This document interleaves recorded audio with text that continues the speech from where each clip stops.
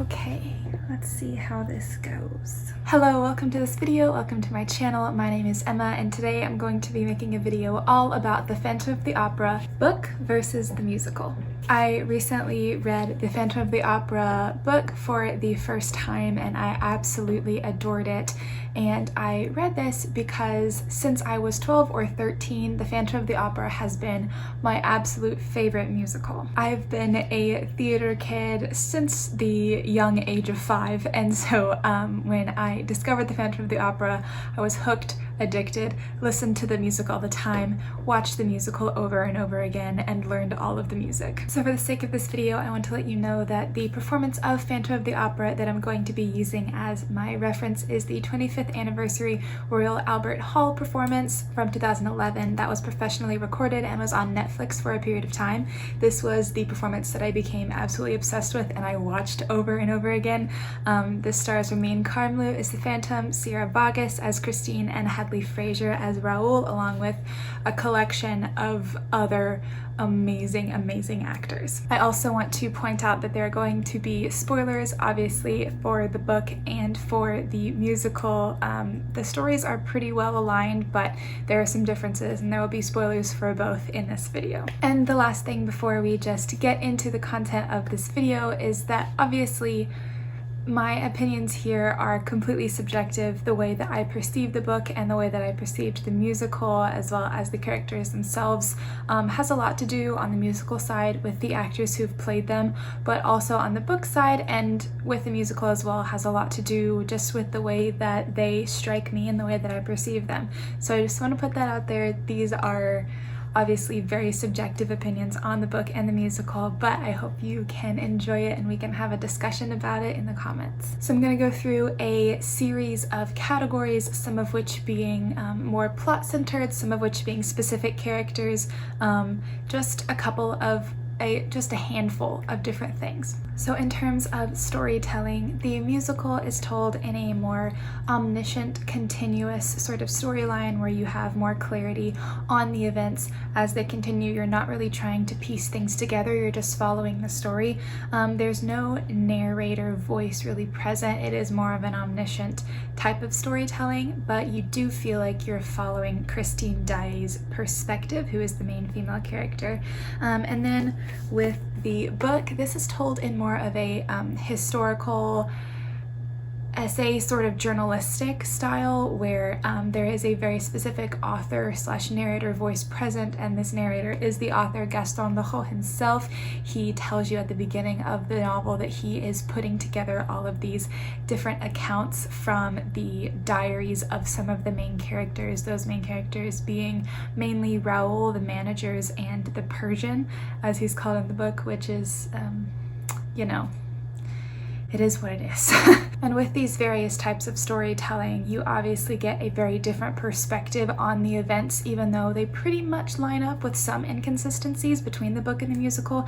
They pretty much line up, but you get a very different perspective on the separate events. The omniscient type storytelling gives the plot a sort of fantasy-focused character study, romance sort of element. It's harder to pinpoint what type of story is being told when you look at the musical because it's sort of more a broad overview, a broad look at all of the different facets that all exist within the book, but the specific journalistic perspective gives the book and the plot of the book more of a horror-esque thriller type of style. There's a lot of unknown, there's a lot of horrifying things happening, there's a lot of things that are shrouded in confusion. There are a series of killings which also occur in the musical, a couple of them. There are a couple more in the book than the musical. But this sort of piecing together of the story little bit by little bit and having really no idea what's actually going on for a good chunk of the novel gives it a very thriller-esque, horror-esque type of feel. For example, the character of Raoul's older brother is not someone who exists in the musical, but he is in the book and he does get murdered, as well as Bouquet, the fly master. He is a present character at the beginning of the musical who sort of gives you a hint into what's going on with the Phantom, whereas the first time you hear of him in the book, he's been murdered and you have to figure out how that happened and what's going on. So in terms of atmosphere, the omniscient perspective in the musical also gives it this sort of wonderstruck type of feel. It's a very rich and dark atmosphere, but you really never have any question of what's going on. It's very colorful thanks to the beautiful costuming and set design in the musical. It's some of, obviously, my favorite work that I've ever seen with theater, but it's very dark and misty, but at the same time rich and colorful and distinct and very fantasy-like, and sort of ignites this sense of wonder in you as you sort of follow Christine, because she has this sense of wonder with the Phantom where she's not necessarily, she's struck by fear at some points, but she's not necessarily ever very, very afraid of him. She's more just inexplicably drawn to him in the musical, and the entire atmosphere of the show creates that for the audience as well. And then in the book, fueled by this thriller-esque style of piecing together the story and trying to figure out what is true and what is not, there is a very creepy, mysterious atmosphere where things are very fragmented, where they aren't in the musical. The musical is one continuous story, but in the book, it's a very fragmented story that you have to piece together, and the author will eventually piece it together for you. For me, there was almost this feeling of the author is going to tell me what's happening, but I would love to figure it out first on my own. So I was sort of racing the author to find out what was happening. Knowing the musical as well as I did, it was not as gothically atmospheric as I was expecting. It had more of that horror-esque element, which was surprising, but I was pleasantly surprised by it. I actually really enjoyed it. It wasn't as rich and colorful, it was more stripped back and very fear-inducing, actually. So before we jump into the main characters, let's talk about the side characters in the musical versus the book. In the musical, Madame Giry is the one who has brought the Phantom to the opera house. She saved him from his sort of circus life of abuse and has brought him to the opera house, so she knows his background, whereas in the book there is a character who doesn't exist in the musical at all called the Persian, which was cut out for, I think, some obvious reasons, and his character type was ascribed to Madame Giry, who doesn't play as large of a role in the book as she does in the musical.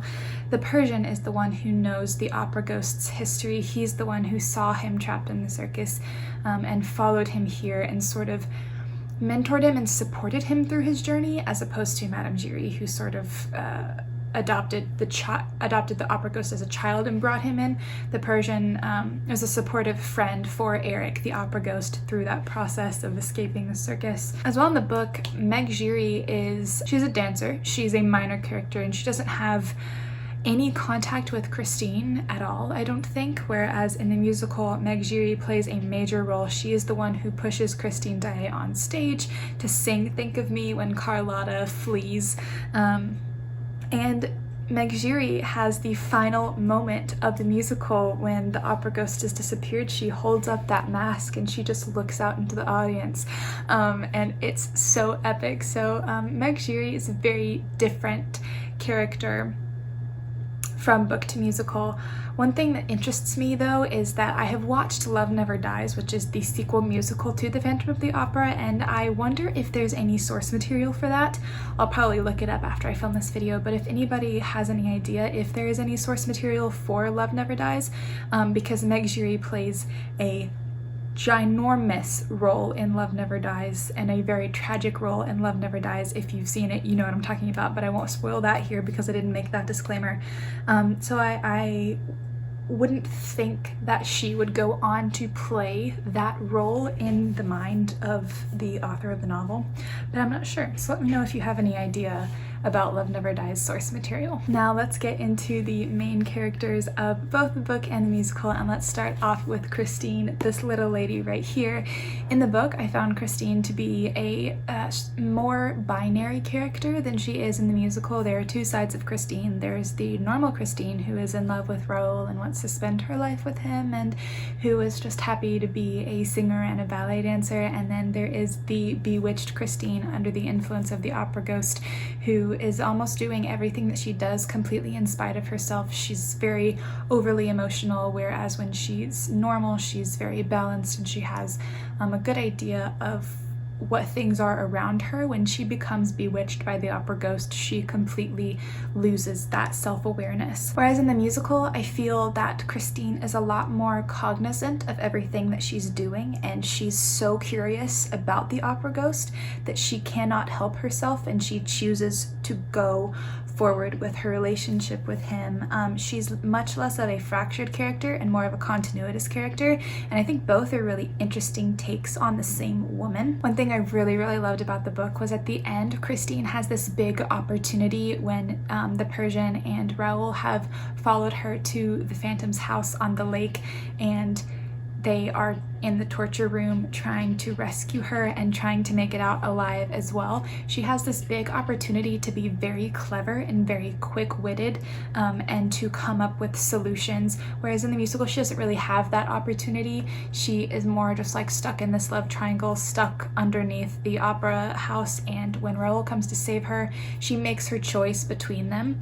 But I think that the book Christine has a much grander opportunity to be very clever, whereas both musical Christine and book Christine are very strong and strong-willed women who choose what they want at the end. But in the musical, Christine just doesn't have as much opportunity to be clever. I can't decide if I should hold up this book the whole time or just hold it up when I'm talking about the book, but then I keep switching back and forth. I don't know. I'll just put it down. I'll just put it down and I'll just talk with my hands. Now let's talk about Raoul le Vicomte de Chagny and talk about round versus flat characters. As far as I know, round versus flat characters is a concept that is taught in most English classes, but if you don't know about it, I will explain it briefly now. A round character is someone who has a good level of psychological complexity. You're not necessarily going to anticipate everything that they do.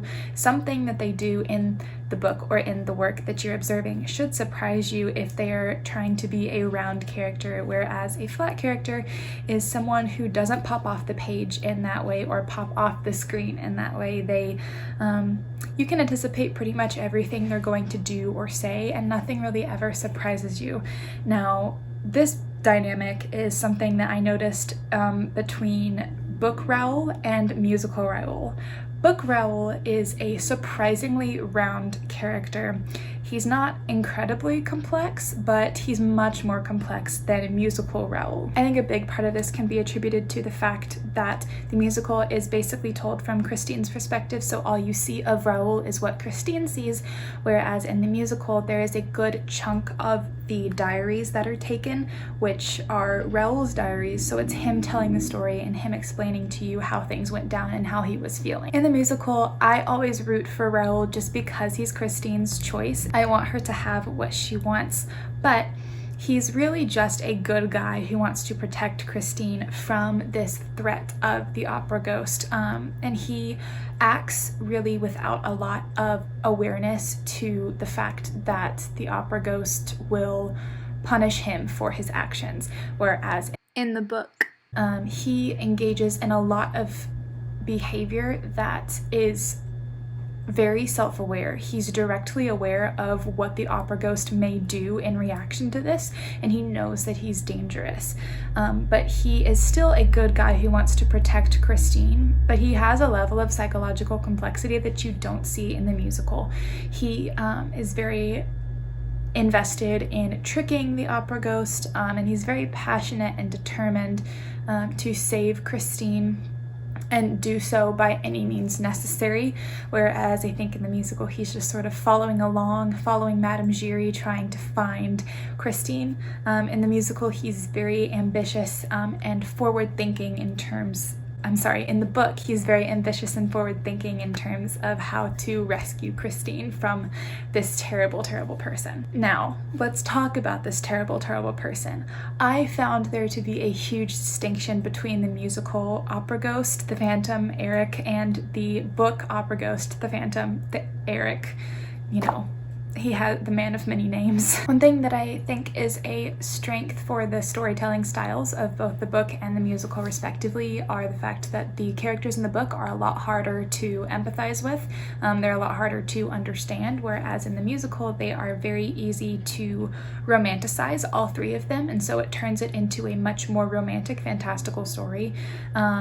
In the musical, the opera ghost, he's pretty scary, he's pretty smart, he's kind of tricky, and he has this fixated obsession with Christine. At the end of the musical particularly, but also in some points throughout the show, we see that he has a heart that can be accessed, he can cry, and that heart can be used against him, whereas the opera ghost in the book is incredibly psychopathic. He's terrifying. He's so smart and he has almost no conscience. I don't think he has any conscience. He's ready to put himself above everything else.